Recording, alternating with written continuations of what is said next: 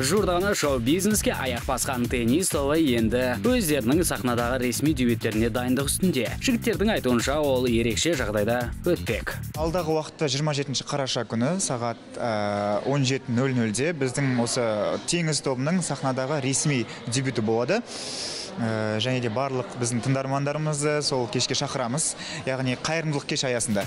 Ал жігіттердің қайырымдылық кеште алғашқы өнерлерін көрсетуде өзіндік себептері бар. Неге қайырымдылық кеш аясында? Себебі біздің тобымыздың продюсері Джума Смайл қайырымдылықты өте жақсы қолдайды, және де өте қатты жақсы көреді. Сондықтан да біз сол ең алғашқы дебютімізді осы қайырымдылық кеште жасайын деп жатырмыз. Осылайша жігіттер бір оқпен екі қоянды атпақ ниетте. Айтпақшы, сұхбат барысында олар жанкүйерлеріне дайындаған тосын сыйлары туралы біздің арнамызбен бірінші болып бөлісті. Сол кеште арнайы Гакку телеарнасы үшін эксклюзив деп айтуға да болады. Біздің тыңдармандарымыз, яғни біздің фанаттарымыздың есімін бермекшіміз.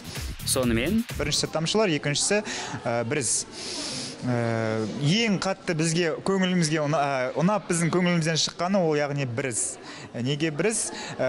Жалпы көбісі білер, біздің топтың өзі де атауы екі мағына береді, сол сияқты біріз де екі мағына береді. Бірінші мағынасы ол біздің жалпы тыңдармандарымызбен бірге біріккендегі артымыздан қалдырған ерекше бір із, және екінші мағынасы морской бриз дейді ғой, теңіз толқыны, теңізден ескен самал жел. Көріп тұрғандарыңыздай, теннис тобы ақырындап өз орындарын қалау үстінде. Ал егер жігіттердің өнері ұнап жатса, оларды қолдауға асығыңыздар.